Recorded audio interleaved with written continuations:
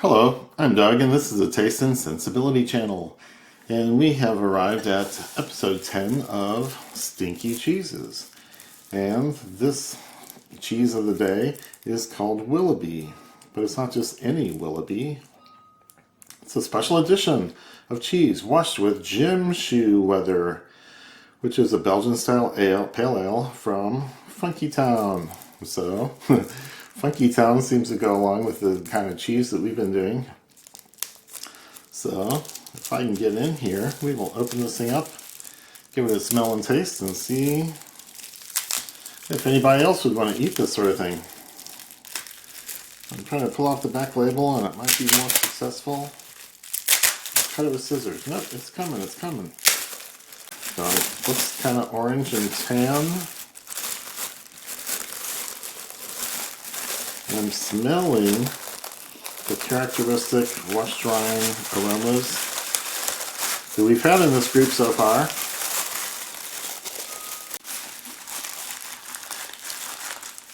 Which are very barnyardy, body odorish, and worse.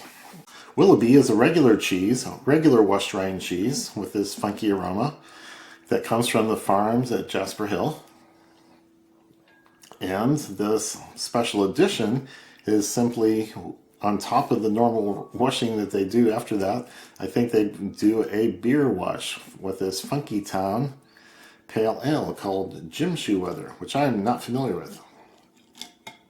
But I might look it up after this tasting and find out what I can, see what I think of it as a beer. So I can go ahead and cut into it.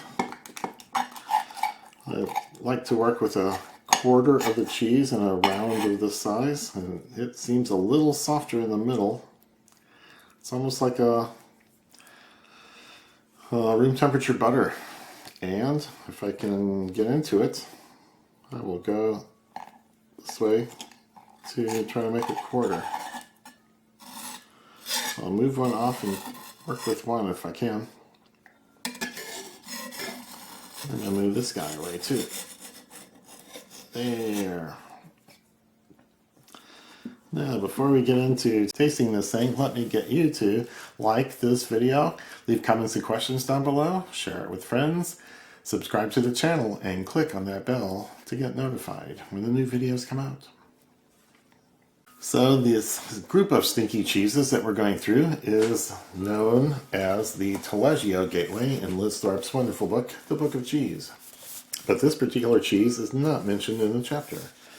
But I could tell from the orange-rind in pictures that I saw and the description on the front that it was very likely this body odor involved cheese washing that we've been doing in this series. So I bought this at Whole Foods, and it seems to be an exclusive at Whole Foods, this particular beer washed version of the Willoughby. So I think we can just get right into the tasting, and I might remove my first taste from the big piece here because it left quite a tail. So let me get it on my finger so I'm not slitting my tongue down the middle. Here, so here's my first taste of Willoughby Gym Shoe Leather. Buttery mouthfeel, almost a buttery flavor, and there's a funkiness at the rind. It's a little harder and tougher, but the inside is very soft. And there are savory notes. And I did pull descriptions from the website of the Jasper Hill farm about their regular Willoughby, so I would know what the contributions from the cheese might be, what the flavors from the coming from the beer wash might be. So the typical profile of regular Willoughby: aromas of peat, roasted beef, onion, milky, herbal, peach on the palate. I'm not sure I got a peachy thing. But then the beer washed things gets more, let's just say, flavor is rich and doughy with lots of savory cream and put it on crusty bread. But I don't have any crusty bread, so I'll just put it on crackers like I usually do. And it was my first little smear with quite a bit of rind. And I think I'll put that onto a low salt Triscuit and get a good mouthful of this cheese. The aroma is not very pleasant, but it's not all that intense either. So it's the bad aroma of this whole family. BO is a good description. There might be a few other things in there. 10 to the savory, 10 to the barnyard. And I'll just bite into it now.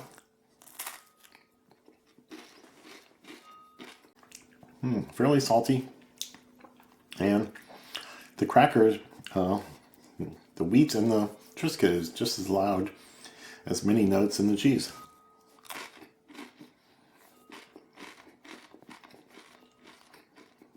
Very buttery mouthfeel. And the combination is very compatible, very nice. I like it. The savory parts are toned down, the stronger aromas and flavors are toned down quite a bit with the cracker. So I like it, and I'm going to put it on a little bit of a smaller cracker. It's a multi-grain cracker with no wheat in it here. Let's do this.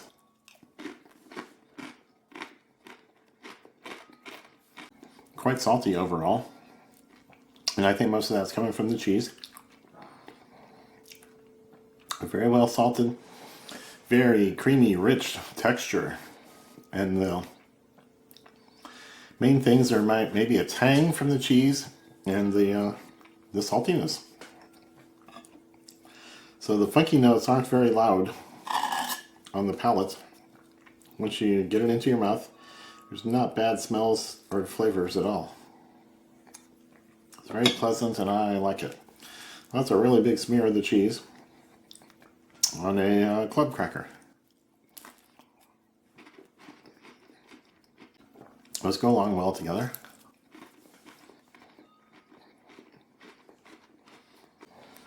Salt was the loudest thing, with a few buttery or cream notes. And the funkiness of it was hidden by the cracker, I think. So I think I'll do one more cracker attempt and move on over to the pairing items.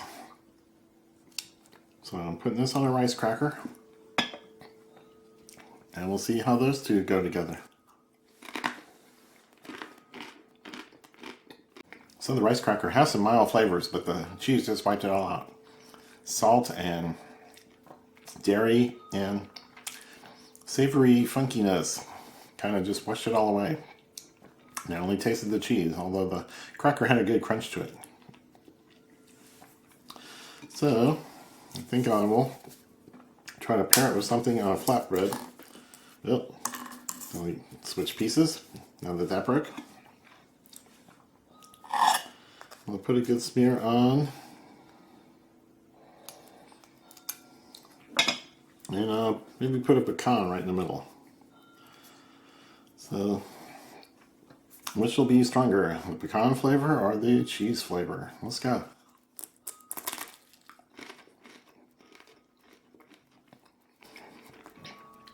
And get them both. All the way through, they're nice flavors. Sweet pecan and nuttiness. And then the sweetness of the cheese comes out in an odd way. I still get saltiness of the cheese, which, you know, salt in the pecan is not a bad thing at all. Okay, that goes together. That's a good combination. Let's see, these dried apricots are probably sturdy enough I could just smear the cheese directly on it and not need any sort of cracker or support. So what usually happens here is the dried fruit is very tough and the cheese is very delicate and easily washed away, and you're chewing on the apricot long after the cheese is gone, but I will try to work in the other direction there.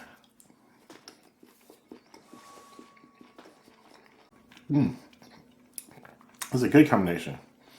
I really worked on just chewing up the apricot and not letting the cheese get washed away, and it was just this nice creaminess interacting with the apricot, which is a combination of flavors I don't often get in foods or things I normally eat, but it worked out really well here.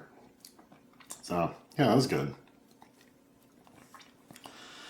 And now, going back to rice cracker, a little cheese. I'm going to put on some dried cherries, which almost always work out well. Oh, they're way out here. And one big one, one little one, and I'll see how that goes.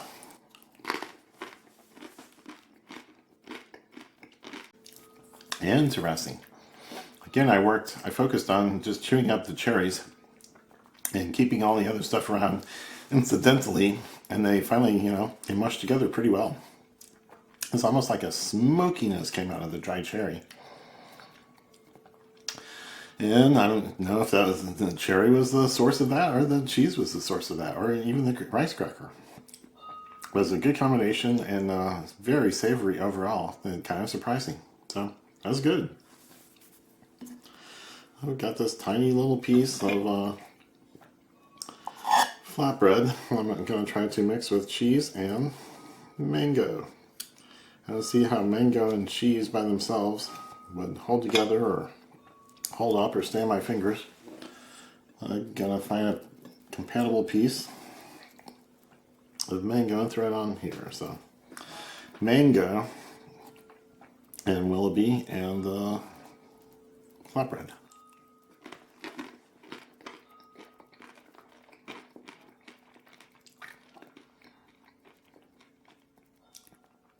Okay, that works. A little bit more cheese would have helped, but it's a good combination.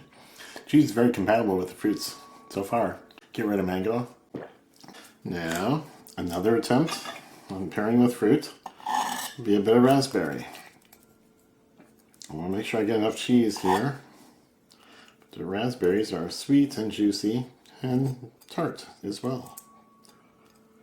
Very fruity. I've tried them. So, hope one's enough because that's about all I got room for. The fresh raspberry, Willoughby, and the flatbread.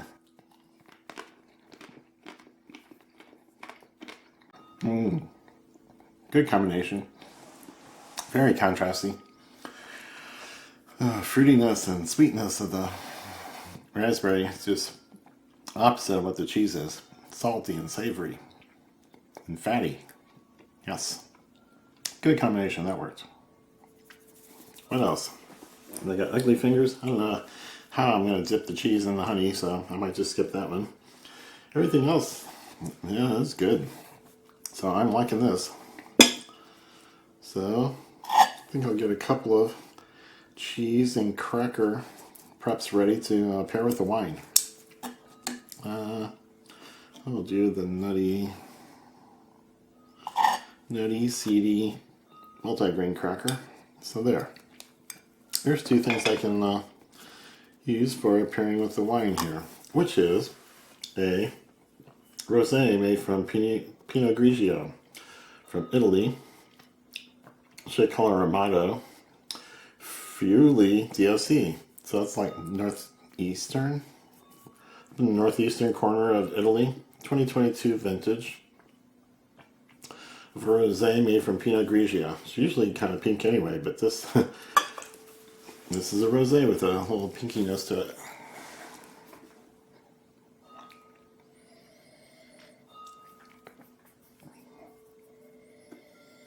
It's got a typical white wine aroma. It's chilled. Might still be 50 degrees or so. 50 degrees F.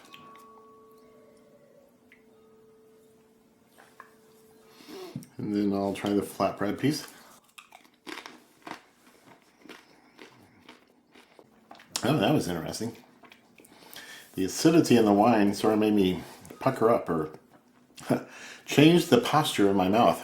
And when the cheese hit, it hit a different way that has not hit in this whole tasting before now.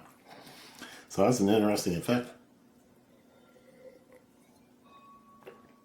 And it's pretty good acidity on the wine. And the alcohol's at 12.5%.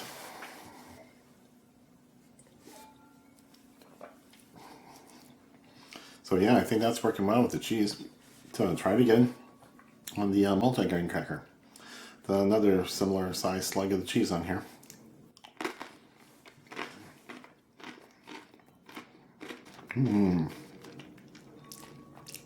Okay, the funkiness landed pretty well that time.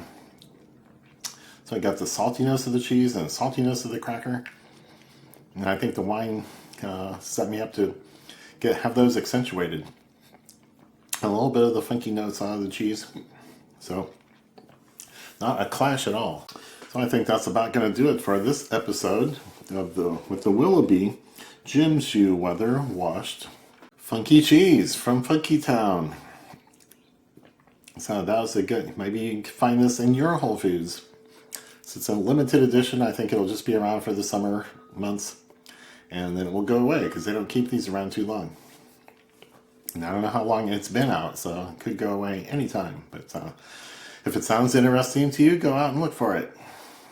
And I don't know what the next cheese will be. I'm going to make a shopping run to my fanciest cheese shop down in New Orleans, and we'll see what I come back with. So come back for all that, and cheers.